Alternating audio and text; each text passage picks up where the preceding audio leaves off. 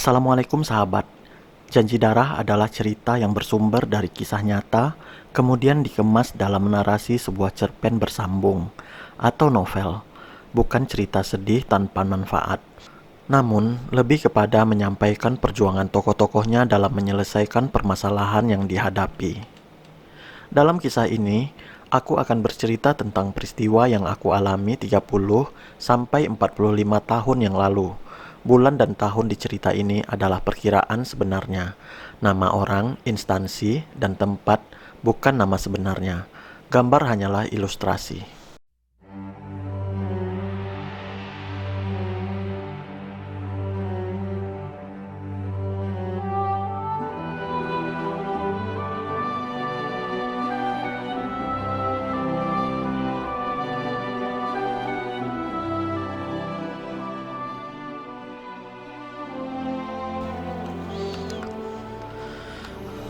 Janji Darah, review cerita sebelumnya. Mendaki lembah menuruni bukit. Tahun 1985-1986, Sultan menjadi salah satu pengurus rayon di pondok pesantren, mulai mendapat tugas mengelola adik kelas. Pada masa itu, banyak laporan kehilangan dari adik kelas. Kehilangan sandal dan pakaian sudah biasa. Tapi, tren baru kehilangan adalah kehilangan uang jajan santri di saku maupun dalam lemari. Kehilangan itu hampir di semua rayon hingga memusingkan pimpinan pondok. Timbullah ide pimpinan pondok untuk menemukan pencuri dengan cara yang tak biasa. Santri diwajibkan memakan roti yang disaksikan santri lain di atas panggung dari meja yang ditumpuk dua. Sultan termasuk dari puluhan santri yang gagal memakan roti itu, tapi dia tidak pernah disidang. Dan peristiwa memakan roti itu juga diprotes oleh beberapa ustadz. Di akhir tahun ajaran 1985-1986, Sultan terpilih menjadi pengurus organisasi santri sebagai wakil bendahara untuk periode kepengurusan 1986-1987. Janji Darah bagian 17, Mahkota Terkoyak. Jangan lupa subscribe dan aktifkan tanda lonceng, like, share, dan komen YouTube channel ini. Tahun 1985 sampai 1987, aku berada di pengurus inti organisasi santri sebagai wakil bendahara. Kami diinapkan di kantor organisasi. Kantor itu tempat aktivitas pengurus dalam mengelola adik kelas, juga menjadi tempat tidur kami. Bagian depan adalah kantor, kemudian lemari kami disusun hingga menjadi batas ruang pribadi dengan ruang publik. Semua urusan santri berpusat di ruangan ini. Bagian belakang kami menyusun kasur tanpa tempat tidur, bantal, dan benda-benda pribadi lainnya. Aku punya lemari yang aku dapatkan sejak aku masih di kelas 1 eksperimen, sampai aku naik ke kelas 5. Kami di kantor plus kamar itu 12 orang. Ketua, wakil sekretaris, bendahara, dan wakil bendahara. Dan 6 orang bagian keamanan. Di sanalah aktivitas keamanan santri terpusat sehari-hari. Bagian keamanan ibarat pusat karisma pengurus dan kewaspadaan adik kelas. Bagian keamanan yang ketika aku di Pondok Al-Karim dan Pondok Akbar serta Darussalam ini menjadi bagian yang paling berwibawa dan ditakuti santri. Hampir setiap malam ada persidangan oleh bagian keamanan. Namun karena aku adalah wakil bendahara, aku tak ikut menyidang adik-adik kelas. Untuk sementara, aku terlepas dari perasaan tak nyaman sebagaimana aku rasakan ketika menjadi pengurus rayon. Ketika aku masih jadi pengurus rayon, ada seorang adik kelas datang dari kampung halamanku. Namanya Fadlan, seorang adik yang baru saja tamat SD dan masuk ke pesantren kelas 1 reguler. Berarti dia masih setingkat kelas 1 SMP. Ayah ibunya menemuiku dan menyampaikan agar anaknya diperhatikan serta dibimbing. Tentu saja itu kuterima dengan baik. Aku merasa hal itu adalah amanah tambahan untukku. Adik kelas ini berperawakan kecil. Namun beberapa bulan kemudian, si ayah yang menitipkan anaknya padaku meninggal dunia karena kecelakaan di kampung kami. Keluarga mereka datang dari Jakarta untuk menjemput Fadlan. Fadlan tidak dikasih tahu ayahnya meninggal. Hanya dikatakan ibunya rindu ingin ketemu. Aku cukup terkejut mendengar berita kemalangan itu. Keluarga Fadlan dari Jakarta menangis sedih di rayonku.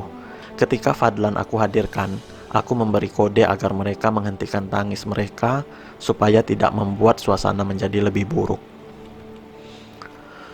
Aku sampaikan pada adik kelas itu baik-baik bahwa dia diminta pulang oleh ibunya karena ada hal yang penting. Fadlan terperangah. Dia baru beberapa bulan belajar namun sudah disuruh pulang. Namun kami berhasil membujuknya dan adik kelas itu mau pulang kampung. Ketika dia sampai di kampung, aku mendengar ayahnya telah dikuburkan. Dia hanya mendapati ibunya. Seingatku, Fadlan di kampung dalam waktu yang cukup lama, berbulan-bulan, dan dia baru masuk pesantren lagi ketika dekat ujian kenaikan kelas. Walau pelajarannya tertinggal, keluarganya berusaha mengembalikan Fadlan supaya dia tidak tinggal kelas. Fadlan tetap naik ke kelas 2 dengan sedikit kebijakan pondok pesantren tentunya. Ketika aku kelas 5 dan menjadi pengurus inti organisasi santri, waktuku untuk memperhatikan Fadlan tidak banyak. Kalau dia tak datang kepadaku, aku tak akan tahu keadaannya. Suatu hari Fadlan ke kantor menemuiku. Dia mengatakan kakinya sakit. Sudah sakit sejak dia di kampung dan menjadi semakin parah. Kemudian diangkatnya celana panjangnya sampai ke lutut. Aku terperanjat melihat apa yang terjadi. Kulit betisnya seperti ada pembusukan, menghitam dan lunak. Aku tak tahu kenapa. Aku pandang kakinya itu tak akan bisa diobati di pondok dengan kualitas pengobatan unit kesehatan santri yang seadanya. Ini harus diobati di Jakarta, pikirku. Kami yang berasal dari kampung yang tak jauh berbeda punya masing-masing saudara di Jakarta. Ada salah seorang saudara sepupu kami yang sangat baik. Beliau tinggal di Jakarta Utara. Kesanalah kami biasanya pergi bila libur dari pondok. Kakak yang di Jakarta itu sangat baik pada kami. Kebetulan beliau juga memasukkan anaknya ke pondok kami. Kesanalah rencananya aku membawa Fadlan supaya bisa berobat ke dokter spesialis kulit di Jakarta. Waktu itu, hari sudah sore. Fadlan memberitahuku selesai sholat asar dan aku segera mengurus izin keluar kami. Fadlan cukup surat izinnya diurus di kantorku pada teman keamanan. Namun aku sebagai pengurus organisasi, izinnya harus sama Ustadz keamanan pondok langsung. Kebetulan kantor keamanan pondok lagi kosong, tak ada ustadz yang berjaga. Aku tunggu kedatangan beliau, namun sudah 30 menit aku menunggu, tak ada tanda-tanda mereka kembali ke kantor. Ada beberapa pengurus organisasi santri yang juga minta izin keluar waktu itu. Satu persatu dari mereka datang kemudian pergi karena ustadz tidak ada. Hanya aku yang menunggu lama, karena aku merasa penting sekali membawa Fadlan ke Jakarta untuk berobat. Kemudian aku mendengar teman-teman yang tadi datang ke kantor untuk minta izin tersebut sudah pergi meninggalkan pondok. Mereka pengurus juga sepertiku. Aku memang sekali itu baru keluar dari pondok. Aku tak pernah minta izin sebelumnya selama ini. Mengetahui kawan-kawanku yang mau minta izin sudah pergi, aku pun pergi juga tanpa mengantongi surat izin dari Ustadz keamanan. Hari sudah hampir maghrib. Naik becak dari pondok ke Jalan Raya Jakarta Merak sekitar 30 menit. Perjalanan bus ke Jakarta 2 jam, ditambah bus dalam kota untuk sampai ke rumah Uni Ita di Tanjung Priuk. Karena sudah dekat maghrib dan aku merasa sangat kasihan pada Fadlan, aku putuskan untuk ikut jejak teman-temanku yang pergi meninggalkan pondok. Aku merasa sudah berusaha untuk mendapatkan izin dan kepergianku ke Jakarta urgent dan penting. Dalam perjalanan ke Jakarta, aku merasa sangat kasihan pada Fadlan. Masih kecil, yatim, jauh dari orang tua dan sakit pula. Kuharap dengan kuantar dia ke Jakarta bisa menebus kurangnya perhatianku pada dia sejak ayahnya meninggal. Di samping mendampingi Fadlan, aku cukup senang menyaksikan Jakarta dari jarak dekat. Semenjak aku di Pondok Jawa Timur dan Jawa Barat, aku sangat jarang ke Jakarta. Ini kesempatanku melihat kesibukan Jakarta. Kami tiba di terminal Kalideres sudah lewat Isya, kemudian naik bus ke kota Tanjung Priuk. Jam 10 malam kami sampai di rumah Uni Ita. Beliau menyambut kami dengan baik. Aku sampaikan kaki Fadlan butuh perawatan dokter, dan segera Uni Ita menerima kami dengan baik dan akan membawa Fadlan berobat keesokan harinya. Esok paginya aku kembali ke pondok. Kutinggalkan Fadlan untuk berobat, dan aku harus cepat kembali. Sebelum sampai di terminal Kalideres, aku singgah di Pasar Senen membeli buku untuk kebutuhan santri adik kelas. Aku juga membeli beberapa VCD untuk pelajaran santri. Aku memang sengaja membawa uang kas untuk keperluan buku dan VCD pembelajaran ini. Lewat asar, aku sudah tiba di terminal Kalideres untuk menuju bus jurusan Serang. Aku turun di simpang desa Gemilang menuju pondokku. Sudah dekat waktu maghrib. Aku mengambil becak untuk menuju ke pondok. Sampai di pondok sedang azan maghrib. Aku lewat gerbang pondok, berpapasan dengan santri-santri yang sedang ke masjid. Dan tanpa kuduga, aku juga berpas-pasan dengan ustadz bagian keamanan. "Dari mana kamu, Sultan?" tanyanya. "Dari Jakarta, Ustadz. Saya mengantar adik satu kampung saya untuk berobat," jawabku. Kemudian aku terus berjalan ke kantorku. Maghrib itu aku tak punya perasaan apa-apa kecuali sedikit lelah. Walaupun begitu, aku berhasil membawa beberapa buku dan VCD untuk perpustakaan santri. Tanpa kuduga, pertemuanku dengan ustadz di depan masjid berbuntut panjang. Aku dipanggil ke kantor keamanan, tempat sehari sebelumnya aku sudah datang untuk minta izin. Selesai sholat Isya, aku menuju kantor keamanan pondok. Aku disidang karena keluar tanpa izin. Aku menguraikan semua kejadiannya. Mulai adikku melaporkan kalau dia sakit dan menunggu sekitar 1 jam untuk dapat surat izin. Karena teman-temanku yang juga berusaha minta izin sudah duluan pulang, jadi aku pulang juga karena mendesak.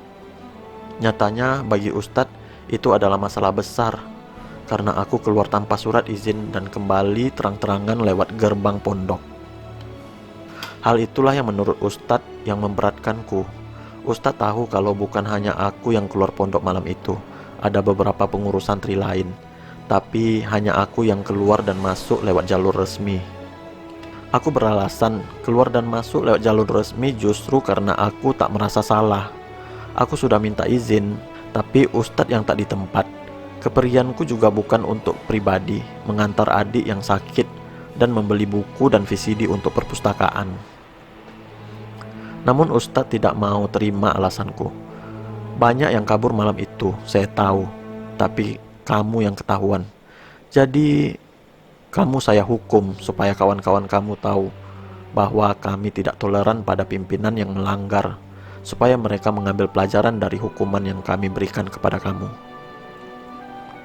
Aku tak bisa menerima pendapat ustadz yang kabur sembunyi-sembunyi selamat, yang pergi untuk kebaikan dan kebutuhan santri justru diberi hukuman. Hatiku belum puas alasan ustadz menghukumku dengan alasan supaya yang lain dapat pelajaran. Namun ustadz langsung maju ke arahku dengan membawa gunting. Tak sempat lagi aku berdebat, gunting itu sudah mendarat di kepalaku. Terkaget diriku ketika gunting itu memotong paksa rambutku. Hanya beberapa detik, mahkotaku berjatuhan di lantai. Aku terkesima, tak menyangka kejadian buruk itu menimpaku. Sesaat aku menangis dan terseduh-sedan. Ingat peristiwa di pesantren Akbar ketika aku dituduh kabur dan kepalaku akan dibotak.